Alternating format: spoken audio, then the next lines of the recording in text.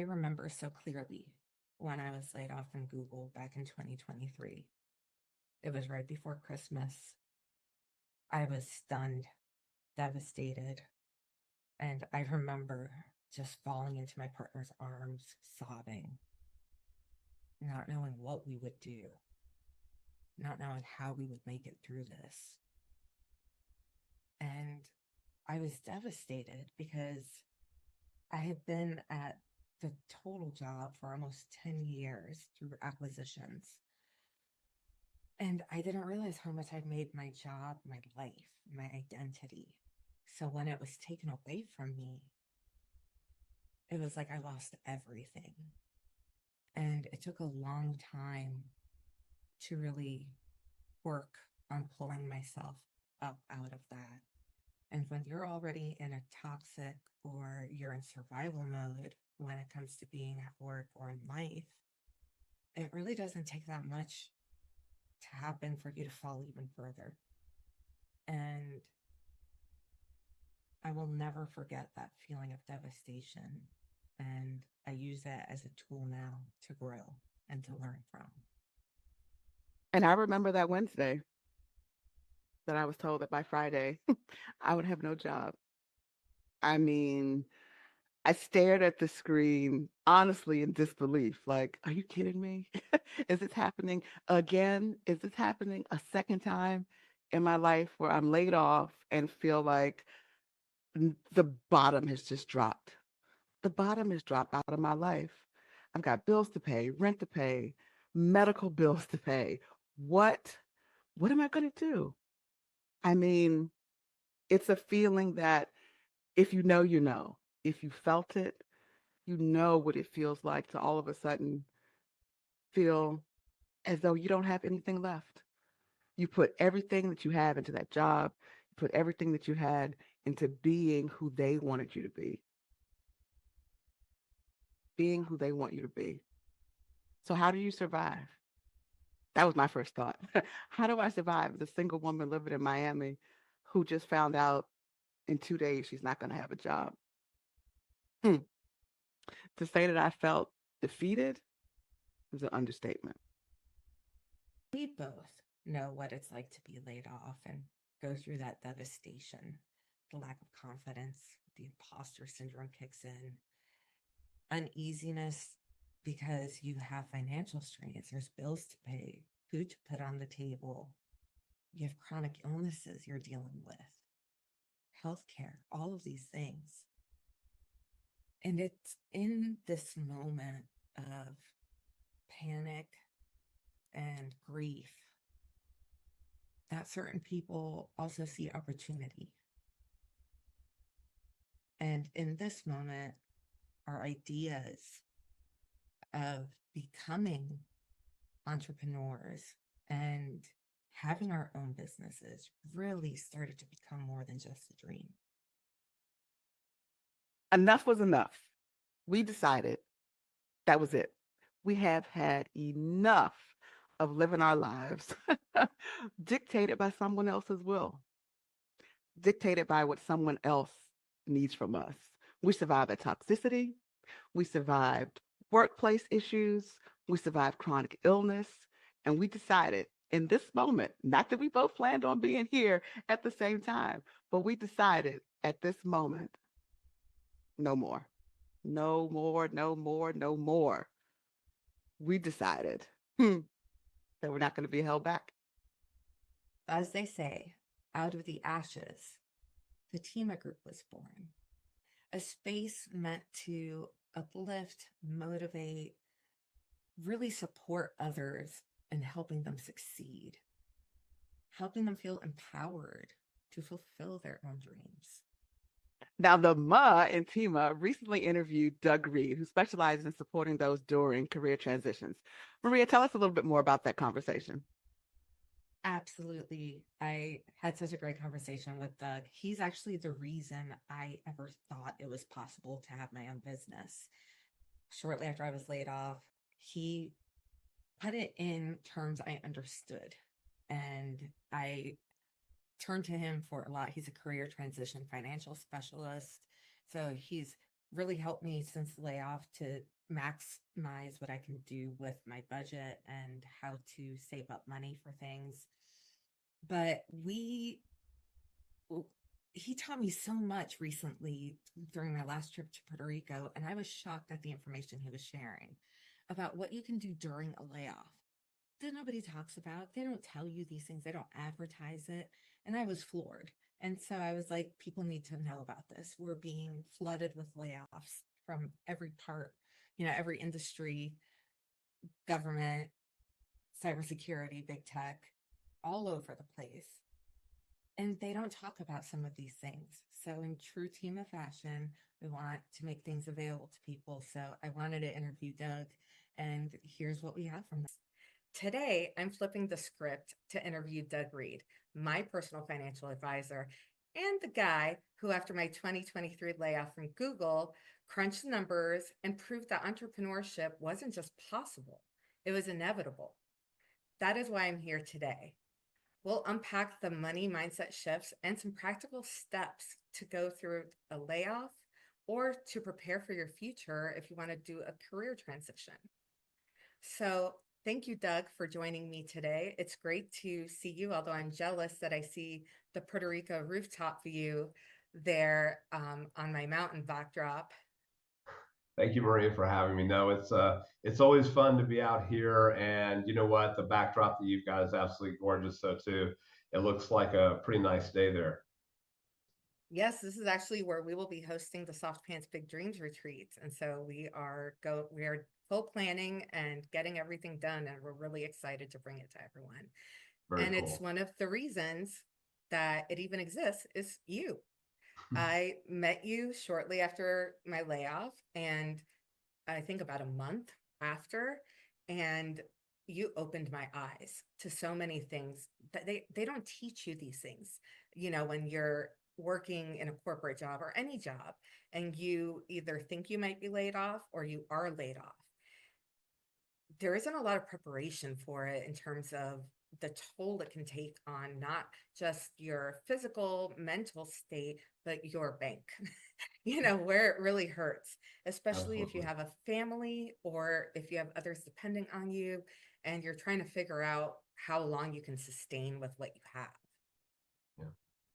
So today we're in a horrible time right now where so many people are losing their jobs in tech and other areas, and government restructurings is causing a lot of layoffs.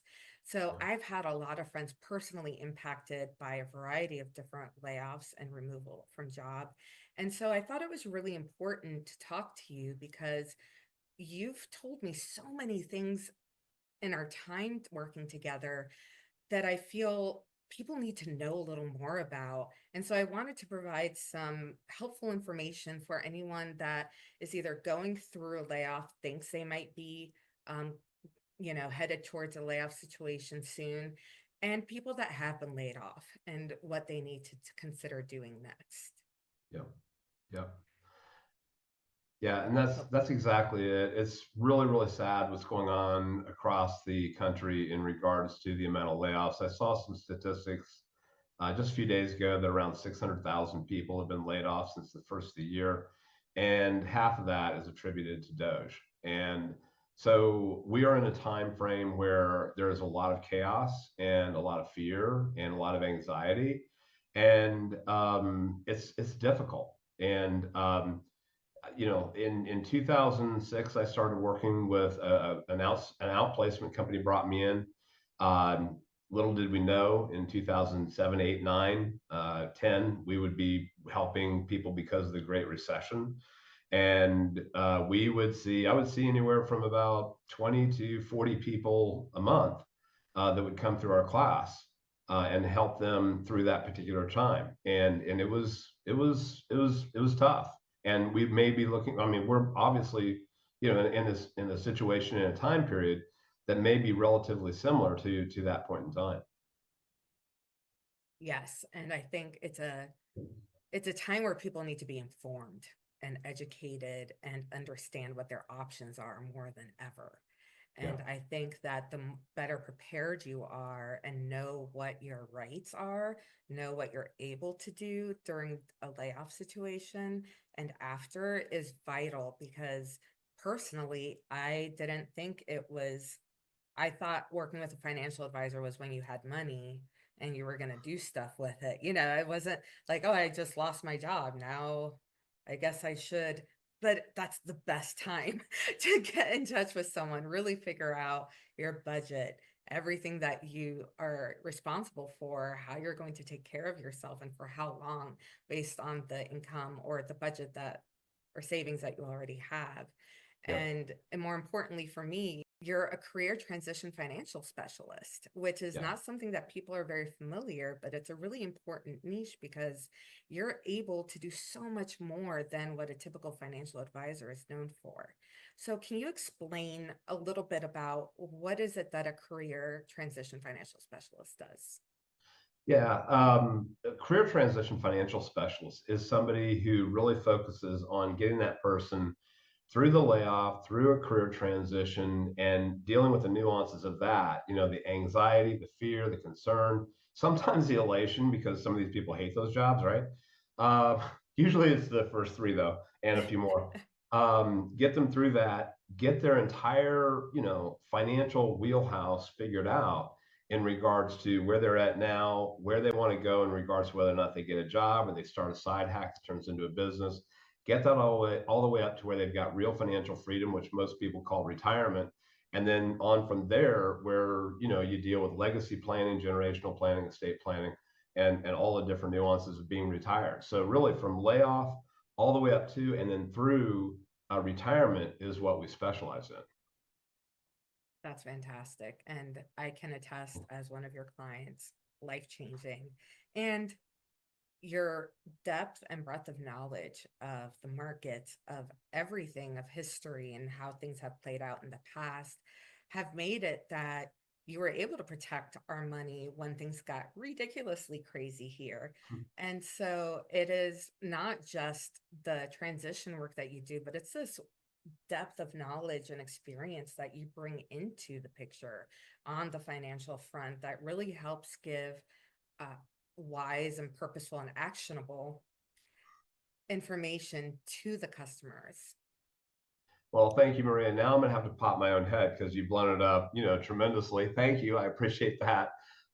Been doing this for a long time. Started off in mortgage banking for about 9 years and then transitioned from that due to my own situations as far as going through a living layoff, which was when I actually had the job.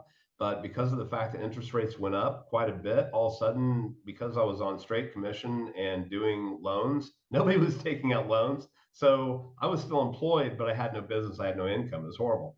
And then I got a job with a leasing company that I absolutely hated.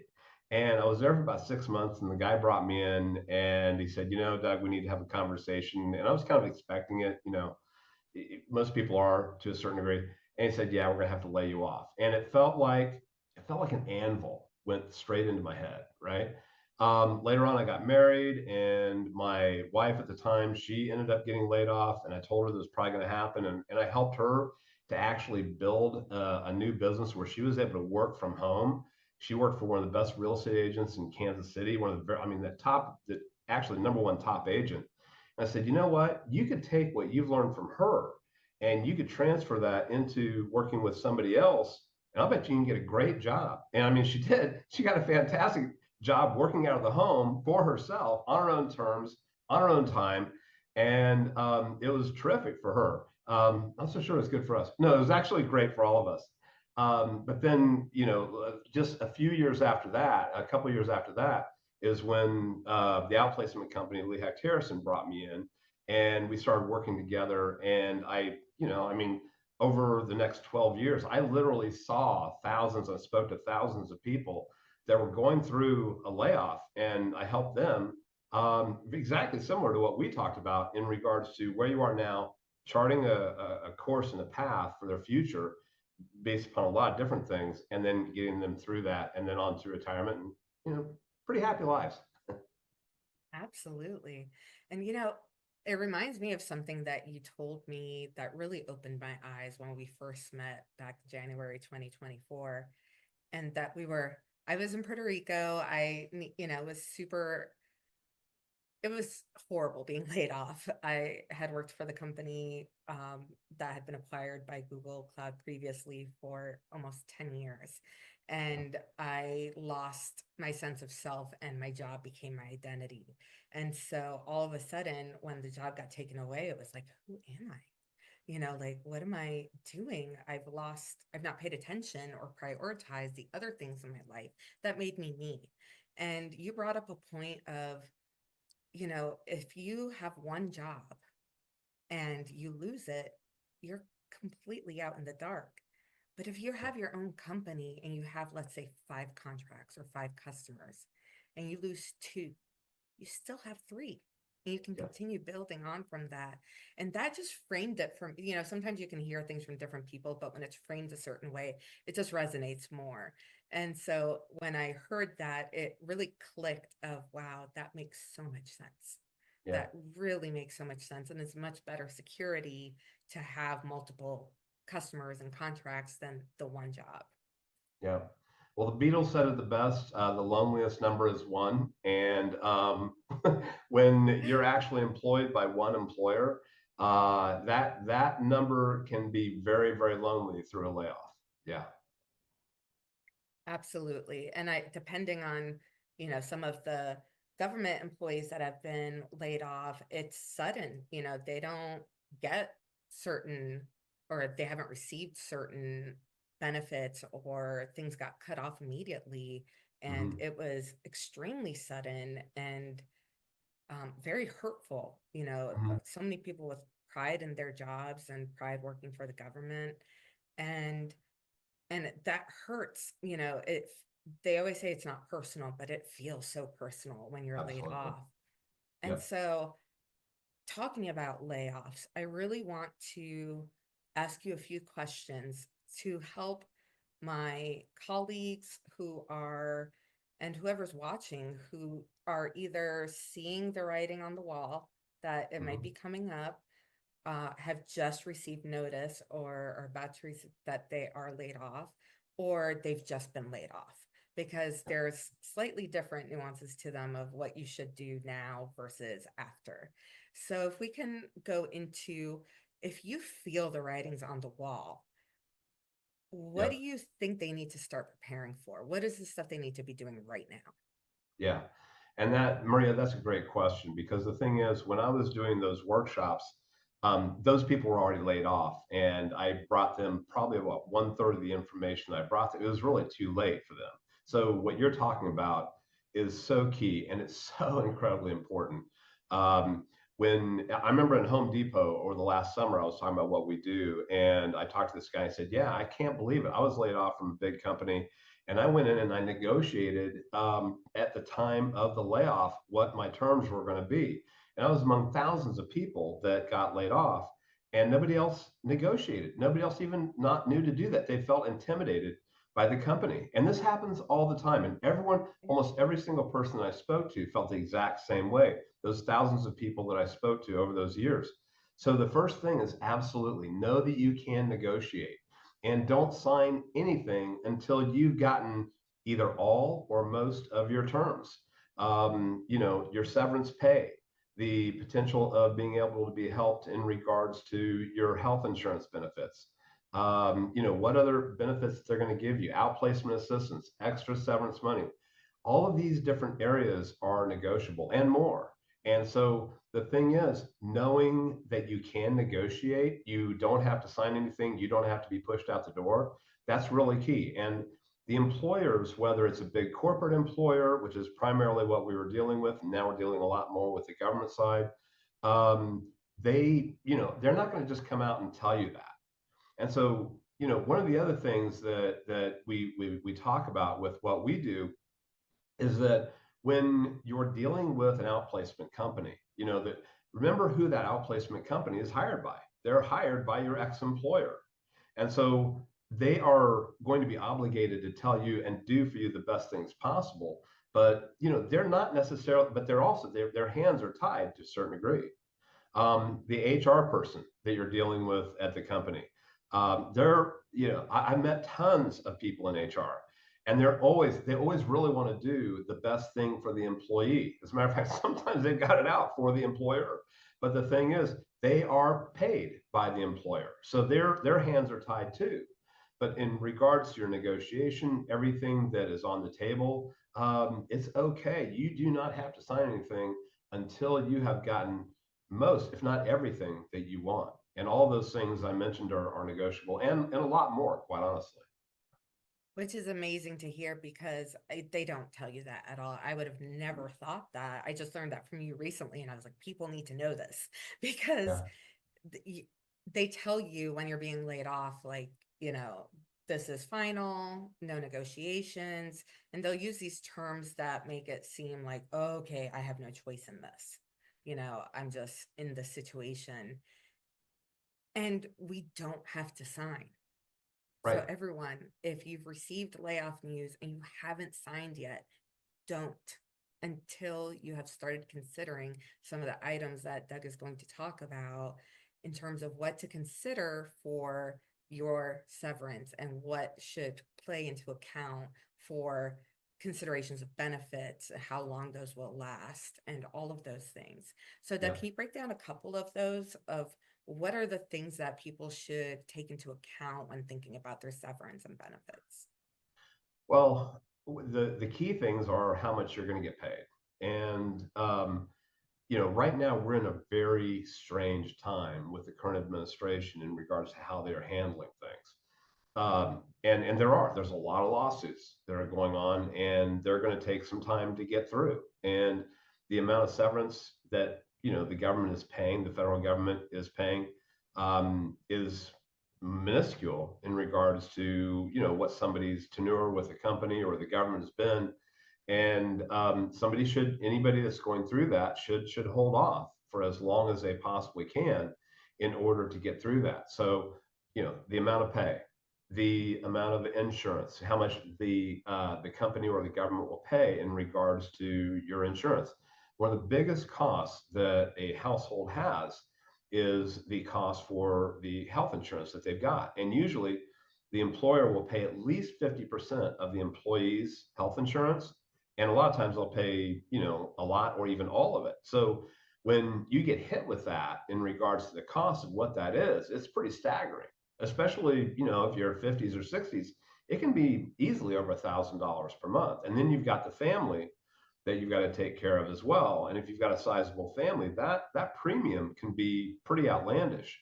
One of the other things a lot of people don't know is that it is legal, in most places at least, that the company that's laying you off or the government that's laying you off, not only can they hit you up with the entire health insurance premium that you've got that they've been paying, but they can actually charge usually about a 2% in excess of the premium, additional administrative costs for the COBRA. That's legal. So the thing is, you may be paying 102% in regards to what the actual cost of the premium is for their administration of the policy. And most people don't even know that at all until it's way too late. So knowing that going in gives you a lot of power in regards to the negotiation. Then there's really all of your other types of benefits that you might happen to have. And it can range. I mean, you could have a benefit package of 10 to 15 different items. You could literally have 50 different items, and all of those are negotiable at that point in time when you go through a layoff. So um, the first thing to know, the first thing to plan for is to know that you can do it, and then get a list of what your benefits are, know what those benefits are, and then also prepare for a negotiation. If you can take some pre-negotiation, workshop courses or something like that, it's extremely helpful. And then also figure out what your budget is. This is crucial. So a lot of people get into their budget and it's like, wow, I didn't know I had that subscription and that subscription. I haven't even used that subscription in like 7 months, right? Or a year. And so this is one that could be scratched off immediately. Just get rid of it. And then there's the others that you kind of like, and it's like, well, okay, we can get those later on. Or, then there's the ones like, yeah, I really like to keep it, but I mean, maybe I should just go ahead and let that one go. The keys that you want to definitely keep, you definitely want to do everything you can to preserve your housing costs, either your mortgage payment or rent, taxes and insurance. You want to make sure that those are taken care of. And then the second tier is going to be, your utilities. You want to make sure that those are taken care of, and then your debts, and then kind of everything else. So, there's knowing what you're going into, knowing how to negotiate, what is negotiable, also what the key points are in regards to where you stand financially, how much money you have either in direct savings or in your investment account, which are not taxable if you have to get into those, and how much you've got as far as your retirement benefits, knowing how much that is. You don't want to touch that if you don't have to, but knowing what your financial picture is and knowing how to negotiate going in. If you know those things, how to negotiate, what to negotiate, and where you stand financially, you are literally above 99.9% of the pack. Really crucial. That's it's powerful information, and the more informed you are on it, you're definitely in a more powerful position. You don't feel as helpless in the situation uh, that is already feels so helpless to begin with. And Yep. so that's fantastic advice. And then what about, so let's say someone has received notice that they've been laid off. Yep. What are some of the things that the company may try to do in terms of 401k or any of those things that you want to give advice on to say, hey, don't do it this way, recommend doing it this way in order to avoid tax penalties? With a company, you're probably gonna have a 401k. With a Fortune 500, Fortune 1000 company, big company, you're probably gonna have a 401k. If you're with a nonprofit organization, it's going to be a 403b.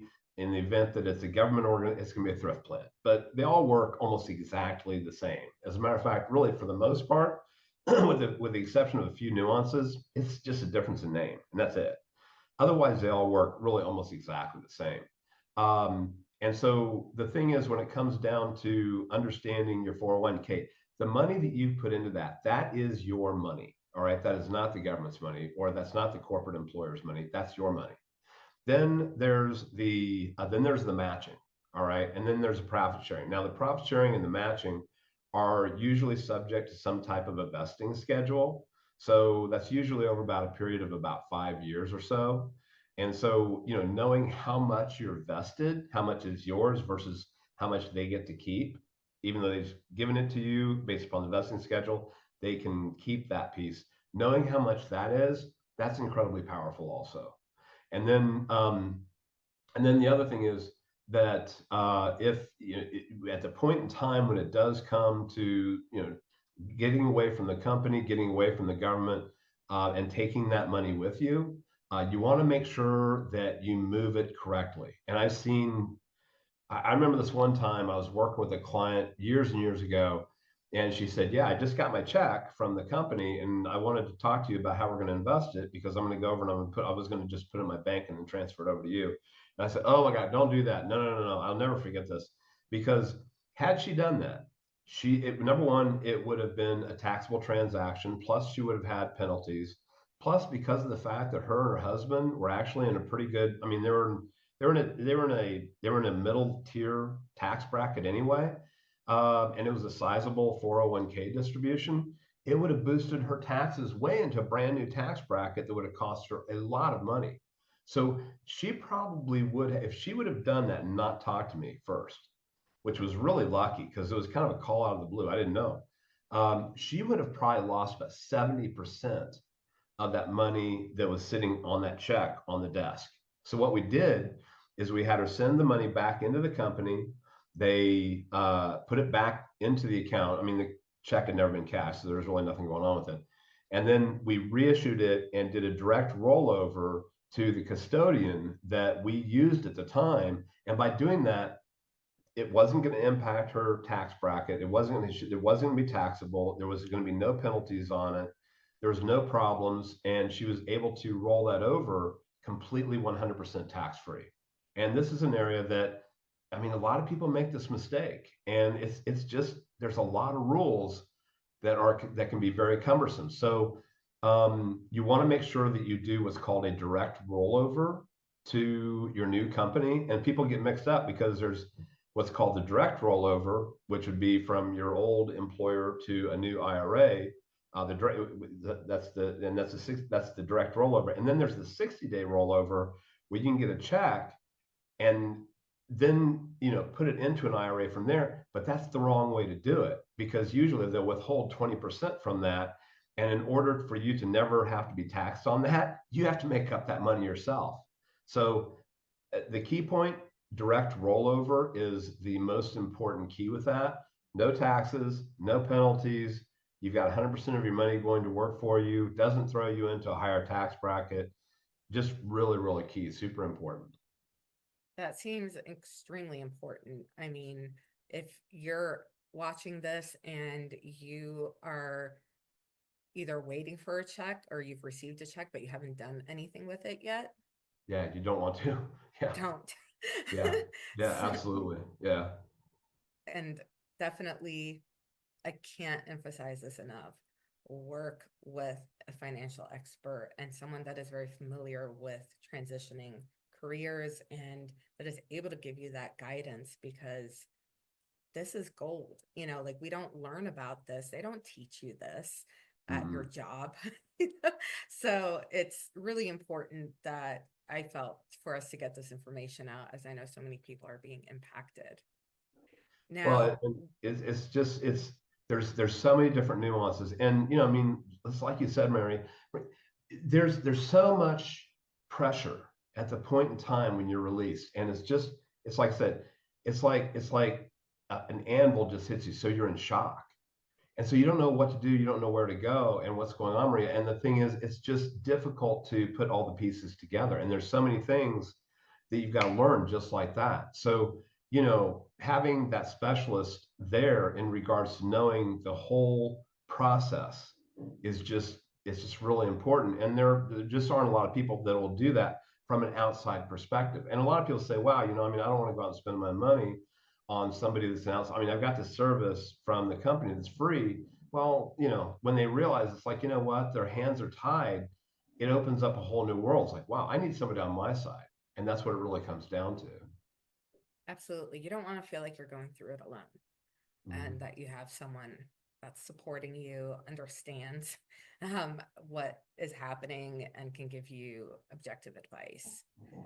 And another point I would like to bring up is, if you receive notification of being laid off and it is through a conference call, Mhm. I learned the hard way that you should follow that up immediately with any verbal items that were mentioned that they're assuring you you'll have, and get it in writing to confirm that that is what was said. Because I know I was told a couple of things that when I went to go do them, I wasn't able to. And it was, I was told, I don't remember having that conversation, or I don't remember ever saying that. And so you feel even more like, wait, what? Like, this is already hard enough. And now you're like going back on everything. So if something is communicated verbally and it seems different, for example, if they send you an immediate email or a letter saying whatever was discussed, if there was anything missing, any gaps, put that in writing immediately and ask about it. It can only help protect you. Yeah, absolutely. I mean, we're not lawyers, we're not CPAs, so tax specialists. We are specialists in regards to financial planning, investment management, especially in regards to this particular area, and then getting you onto retirement. All the nuances there. But that just makes sense in regards to going through a layoff.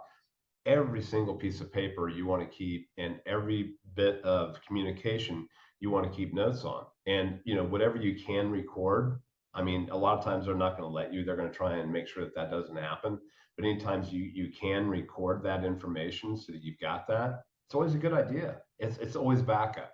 We've talked a lot about what to do if you think you're going to be laid off, or the dreaded day that that happens, you receive that notification.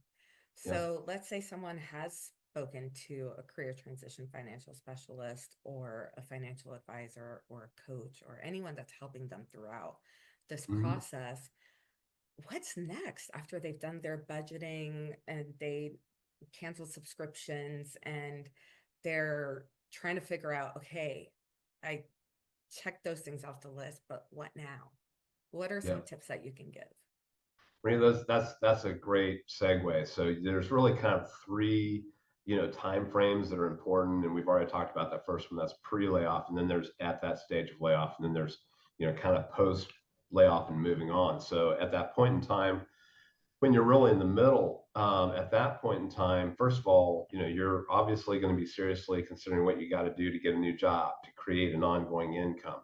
You're going to assess, where you are financially, and if you're at that point where you can retire, a lot of people don't know that they actually can retire. They're not sure, and so figuring that out based upon what they've got in their retirement plans, their other investment plans, seeing that's always a good idea. And if you can, then that might be your option that you choose. Um, but and then of course getting everything in regards to what you can from the employer that you can. But most people are not in that case. So that we're dealing with in this particular situation.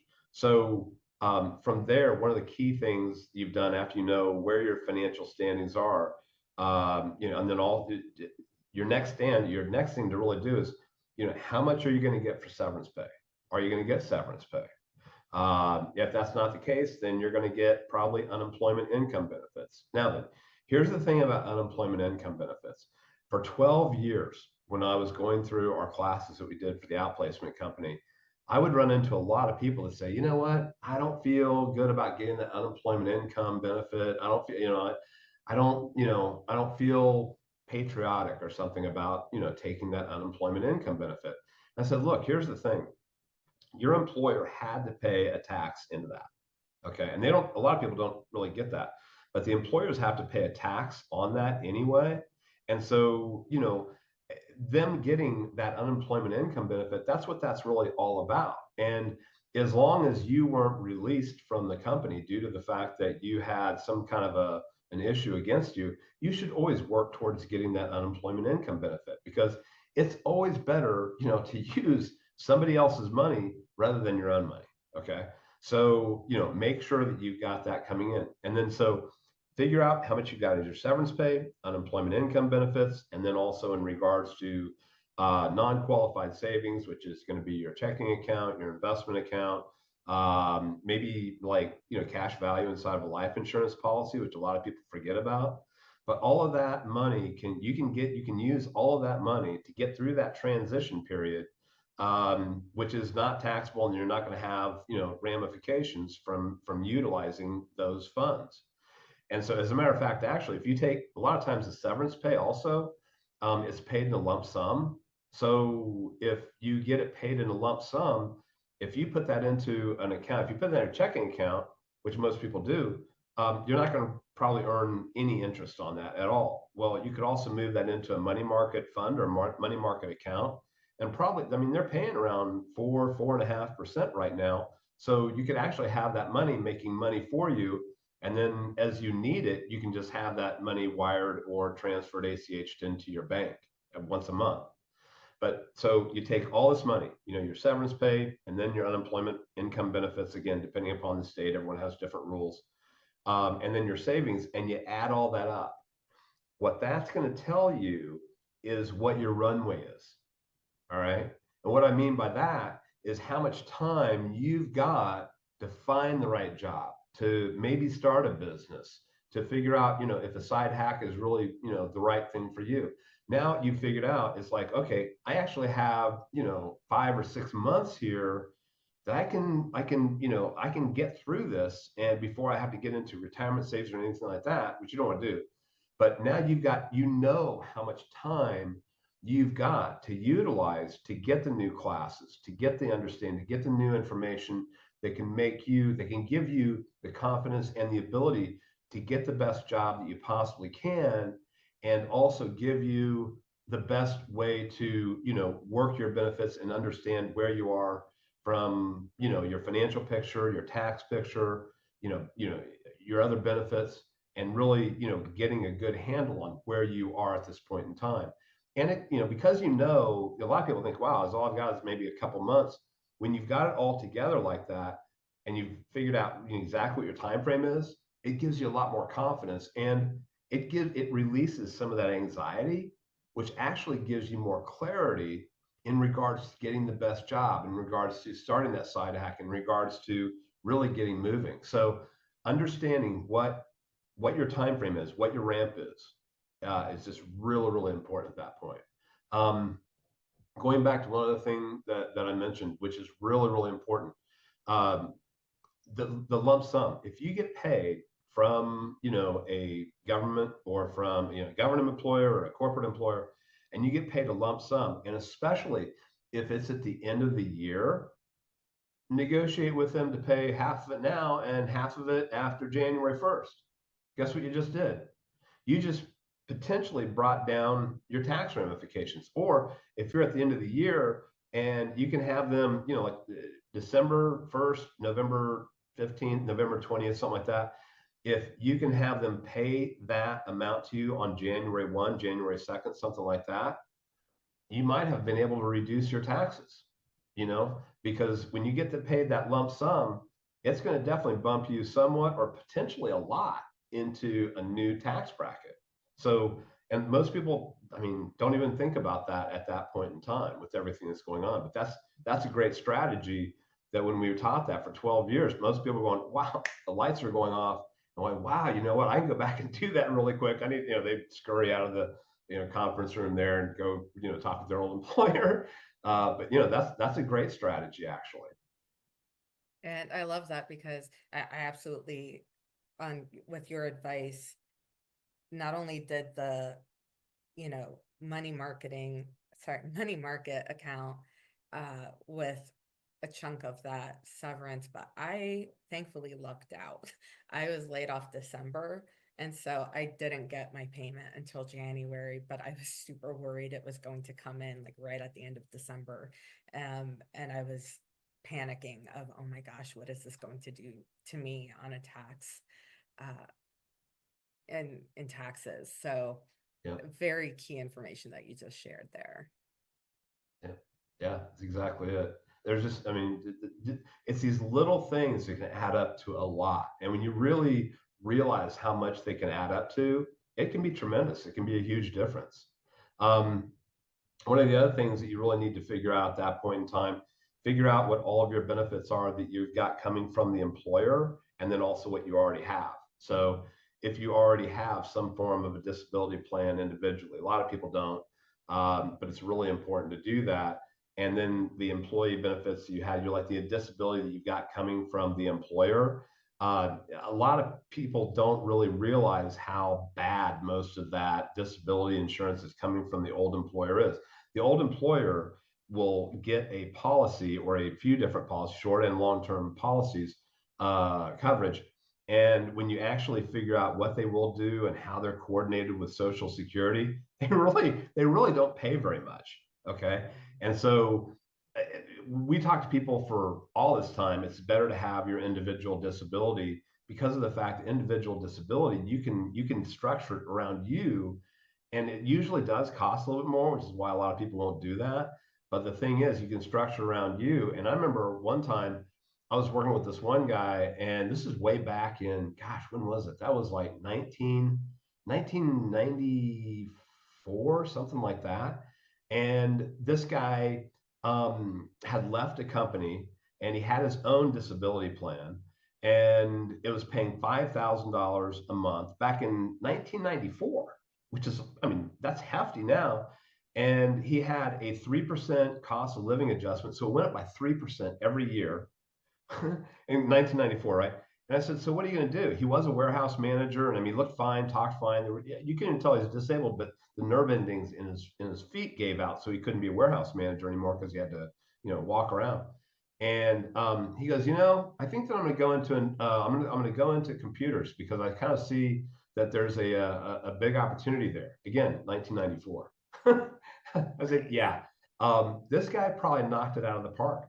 So understanding what the benefits are and how they work from your ex-employer versus what you've got, and then coordinating that at that point in time, really crucial to maximizing your opportunities at that point. Yeah. When we first met, you introduced me to the concept of having a bridge, that Yep. job that's going to be a bridge until you're able to do your own business or the things that you're trying to do. Can you tell me Yep. a little bit more about that and explain what that is to the audience? Sure. Absolutely. So a lot of the people I worked with, they would go from their ex-employer into a new employer, or they would go from an ex-employer and they would start their own business because they just didn't want to do, the bridge, what I call it. They didn't want to go to a new employment situation. But the thing is, if you go from an ex-employer to a new employer, even though the income really isn't totally sufficient to what you can get, but maybe you've got just a little bit more freedom there in regards to your time. With that extra freedom that you've got with your time, you can use that to start your side hack. And that way, it doesn't really impact your situation financially very much. And so, you leave the old employer, you get the severance pay, possibly, you get the unemployment income benefits as much as you possibly can. And then, of course, your savings, you keep as much of that as you possibly can. Get the new job, and then while you've got the new job, and of course, it's always a good idea to kind of, if you will, check it out before you get the new job, because you don't want to be in a situation where you're in a conflictive situation with your new employer. That's never recommended. But check that out and then start a side hack while you're working with a new job. And yeah, it may take extra time to do that. But the thing is, if you're in your 20s, 30s, 40s, 50s, and you do that, especially, later 40s, early 50s, maybe even late 50s, really. And if you do that, you spend that extra time for 2 or 3 years, or maybe even shorter time, you can turn these things into an income opportunity in 6 to 12 months if you really work at it. But it's hard. You can turn that into a situation where you could actually get to the point where, while you're working with the traditional employer, you can get to a situation where you've got an ongoing income that works for you on an ongoing basis, to the point where you're confident enough to go ahead and leave, and then to leave your traditional employer, and then use that to take care of you really for the rest of your life. And then when you actually put full time into your new venture, your side hack that you've turned into a really cool business based upon your passions, um, now you can take that to really any level that you want to. And I mean, it does. It takes work. It takes knowing what you're doing. But honestly, that's what you and I bring to the people that we're talking to, is that knowledge. And, the fact that we've been there, done that, we bring that to the people so that they're not alone. And this is absolutely key, so that, really, you have minimal impact on your overall financial situation. You use that bridge to get from where you are now, where you were, to the new employer, to your own employment with, as you mentioned earlier, Maria, multiple employers, 5, 10, 20, 30, pieces of income coming in from your new side hack job. And now you've got a situation where, it's like, why wouldn't I put full time into this? The benefits of being your own employer, your own self-employer, with the amount of money that you can put away for yourself in a tax advantage way, keep, Uncle Sam as out of your pocket as much as possible. It's absolutely tremendous. So using that bridge to get there, it's a key to a brand new life that can be pretty amazing. That's amazing. And that's absolutely what's happened with me. I followed Yeah. your advice, and You're you end up rocking. I am. I'm really happy. You can be struggling with life, with health and everything, but when you're really passionate and happy with what you're doing and you're fulfilled by it, it's just a whole other level of happiness that you couldn't have hoped for and Yeah. probably would not find at a regular job. Yep. Uh, so it's been life changing for sure. And now I get to help other people, be successful, elevate themselves, and feel like they can do it. So Well, thank you've you got some so key much, Doug. skills that people need. And when we were talking that first time, I mean, I mean, you knew that they were there, but you didn't know how to really utilize them and how to really put them in. You've done a great job of putting all those together. And most people have something like that. They've just got to, open the door of their mind to figuring out what that is and how that can work. Because I mean, I learned of a person that literally created a business and an ongoing income stream from putting together a club for people to like fuzzy mushroom statuettes. You know what? I mean, so if that could be a business, almost anything can be. Absolutely. And if anyone's watching and you're thinking you have an idea, you think you want to make the leap, feel free to contact me. If you want financial advice, career transitioning life, definitely contact Doug. I will put his information on these clips. Thank you so much, Doug, for joining me today. I really appreciate it. Thank you, Maria. It's been a pleasure. All right. Wow, what a great conversation. Oh my goodness, so many nuggets to take away. I hope you guys wrote that down or run that back and take those notes. But this is what the Teamer Group is all about. This is what Maria and I are all about, enabling and empowering people to make decisions that are not just right for their lives, but that feel good. Those decisions have to feel right. And that's what we're here to help you do. So welcome to the Tima Group, everybody. Follow us, turn on those notifications, and stay tuned because we're going to be creating more content.